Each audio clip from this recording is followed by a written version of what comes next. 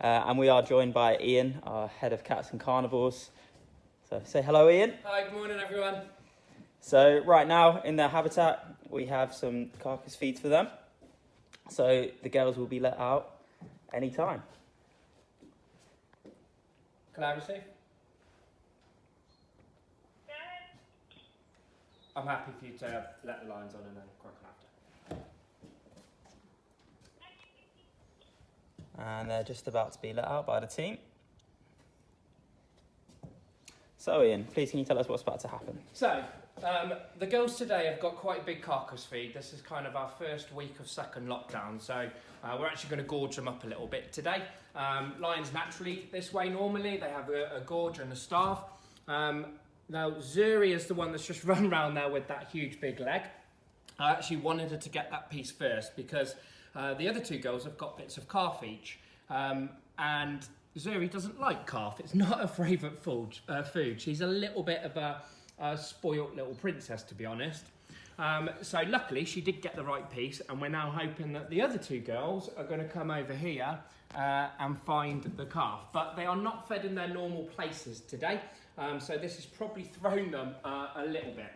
So the first one to find her calf is Kia. Kia is the mom of the other two girls in here. She's 14 years old. She's a nice old girl. And hopefully Izulu is about to click. Yes, she has. That's worked perfectly because I didn't know how that was going to go this morning. But these two have found their calf. Now these two do really like it. And as you can see, I know people think it's a little bit gory. It is a whole carcass. Obviously in the wild, these guys will get all of their nutritional value from eating the organs, from eating the heart and the liver and things like that, and eating all the fur. It does help keep their systems nice and clear. Just like your domestic cats, these guys will cough up fur balls. Anything they can't digest, they tend to bring back up. So it works really well. Now, some people get upset because obviously we are feeding calf out. So I just want to stress to people that we haven't killed calves to feed these guys purposely. This is actually a byproduct of the dairy industry, actually. Obviously, cows, we want their milk from them, so we obviously have to take their calves from them. Very few places use the practice where they keep their calves with their cows, but it is starting to get more popular. So this ends up being a byproduct of that. Luckily for us, it works really well because we can use it. So we know that the animals aren't going to waste, and it's a really, really good feed for these guys. Izulu and Kia have got about 12, 13 kilo each here, so this is quite a large meal. It will probably keep them going for about 2 or 3 days now at least. It might be 4 days until we feed them again, depending on their behaviour.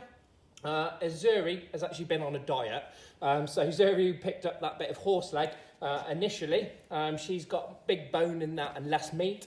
And she's been on a diet for about 12 months now. And because of the way we feed them by gorging and starve them, it's not very easy to get weight off them. If you've got cats at home, these guys are exactly the same behaviour. So they're really, really lazy animals. You're talking probably 18 to 20 hours a day. Now, even though it's a cold day today, it's beautiful sunshine, it's blue skies, these guys will still eat and sleep for about 18 hours after this meal. We'll be lucky if they do anything for the next day or two after a meal like this. So they're not exercising, that means they're not really burning a lot of energy.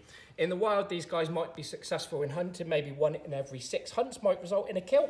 So therefore, they've burnt a lot of energy before they actually find something to eat, and then they'll gorge on it. They are capable of eating maybe about 1/3 of their own body weight. So the girls here are averaging around 150, 160 kilo.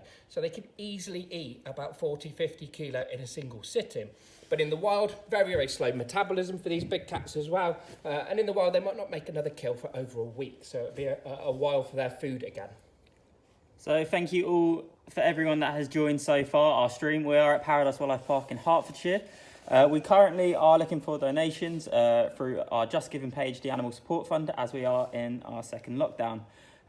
If you are also looking for something else to watch on TV throughout lockdown, if you are getting a bit bored, then we have CBBC's ZOO2U, where you can see our amazing animals and the work that we do here, not only at Paradise Wildlife Park, but conservation around the world. So, excuse me, a little bit about these cats. So, like I said, we've got Kia, who's the mom here. She's 14 years old, and she's quite an old girl now. In the wild, you know, lions probably, females getting to about 10 to 12 would be a really, really good age. Only in some really well-protected areas where there's, you know, an abundance of prey, and again, relying on strong genetics from their parents, would you see lionesses get to 13, 14 in the wild? It doesn't happen very often, but in captivity, they are going to live a lot longer here. We obviously give them health care, we vaccinate them against disease, and as they get older and slower in captivity and wouldn't be able to hunt in the wild and sustain themselves, we keep feeding them. So they should live a lot longer here, and we're hoping most of our cats reach at least kind of 15 or above. Then you know that they've had a really long, healthy life. Her two daughters in here are Izulu and Zuri. Zuri's actually going to be 9 in January, and Izulu, the oldest daughter there, she was 11 this year, so she's still tucking into her calf there. Now, you might be able to see just in the distance is Moto. That is dad to Zuri, our youngest female. Izulu actually had a different dad before Moto arrived. Now, these are actually non-breeding pride anymore. They are actually what we call white lions. So they have a leucistic gene in them. So that makes them this lighter colour than you normally see to our typical kind of tawny or brown kind of coloured lions. The leucistic gene is a recessive gene. So in people, that's similar things like blonde hair and blue eyes, really. And they're incredibly rare in the wild. They're not a different species of lion. They are actually just normal African lions, but just carry this gene. And a way I kind of normally explain it is that you know, we're all the human species, we're all the same species, but we're all different shapes and colours and sizes. The animal kingdom is no different. But sadly, with white lions, they're very controversial because some people now have inbred these guys in captivity to guarantee that coloration, which is actually why we do not breed our lions here anymore at Paradise Wildlife Park. These will be the last of the white lions that we have here. And the only time that you should really see white lions now is maybe every 15 to 20 years in the wild. You might get the odd occasion where two tawny lions meet, both carry this gene, and they might throw a white cub out. The last time I heard about it was in Kruger National Park. You're probably talking about 2016, 2017. I have no idea if that adult made it to, it was a young male, I don't know if he actually made it to adulthood in the wild. So once these are finished breeding, we're hopefully going to look at some more genetically viable lions to go into this enclosure, or some big cats that are really threatened at that time, and we'll be able to contribute towards the breeding program then. Now, even though these guys won't breed anymore, they'll never be considered for re-release because of the genetics. We do use them still to raise lots of money for conservation. So we've done lots of projects in the wild where we've helped buy radio collars for lions and things like that. And you can do that by coming and doing experiences here at the park with our big cats. Part of that money gets to go towards protecting these guys out in the wild, which is where we want to keep them. Now, at the moment, that's really, really important to protect lions in the wild because, sadly, over the last 15 years alone, we have lost about 50% of our lion population. When I first started working with big cats about 15, 16 years ago, there was about 50 to 60,000 lions estimated to be just in Africa alone, with that small population in India, in the Gorge forest, with about 300 to 400 individuals. Since that, in Africa, that population has probably gone down to around 20,000, maybe just below. So that's a huge, huge decrease. Even some of our most popular tourist areas in Kenya and the Masai Mara and places like that, where you see all of our lovely documentaries being made, the population has dropped by a huge, huge amount, possibly up to kind of 3/4 have disappeared.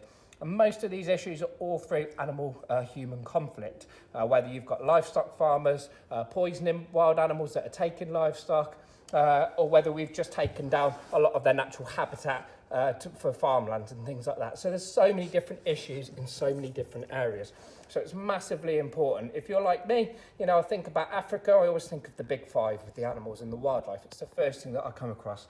So to imagine lions, if we carry on in the trend we are, these guys could be gone in the next 15 years if we carry on with the way we are and we don't make significant changes and make sure that we're protecting these animals in the wild, which is, you know, where they belong. It's where we want them to be. Amazing. Thank you everyone for joining the stream so far. We are currently doing our live streams across this entire lockdown called ZOO2U. We are based at Paradise Wildlife Park in Hertfordshire, so thank you everyone for your support. Don't forget to engage with us, comment, share, like, and spread the word. We also have our Just Giving page going called the Animal Support Fund. So if you would like to make a donation, that would be very kind to keep us looking after our animals throughout this really tough period. So Ian, how do we tell the girls apart?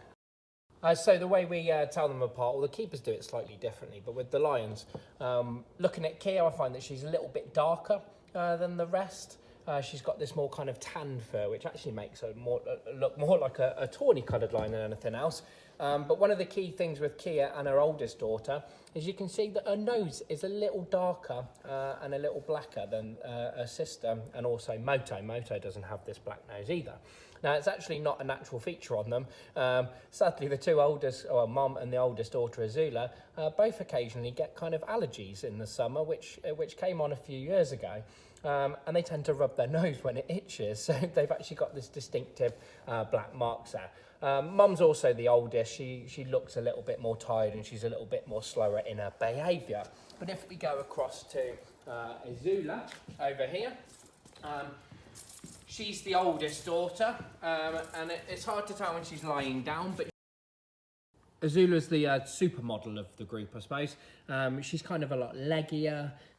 She's kind of taller than the rest, even though she's not actually the heaviest. And she does still have that distinctive kind of black mark on her nose, where she's obviously followed in Mom's genetics there with the odd allergy that these two get in the summer. At the back, we've got Zuri. She's got a big bum to us at the moment, but she is actually the bulkier one out of the few. She's quite a stocky, shorter cat, but she's actually the heaviest out of them all. But she has slowly now lost some weight. We've probably got about 10-15 kilo off her in the last 12 months or so, and she's now staying at a similar weight to her mum and her sister, which she looks a lot better at, but she is definitely the gutsy one out of the three. Amazing. Thank you so much, Ian, and thank you to our amazing Lion Girls. Thank you to everyone watching the stream. Don't forget to share and comment. Follow us on social media at Paradise Wildlife Park. If you are looking for something to do during lockdown, we have a show called from CBBC's ZOO2U, which showcases all the work that we do here with our animals, not just at Paradise, but the conservation around the work. We also have our Just Giving page of the Animal Support Fund, so please, if you would like to donate, you can head there. So thank you very much, Ian. Thank you. Bye. See you later, everyone.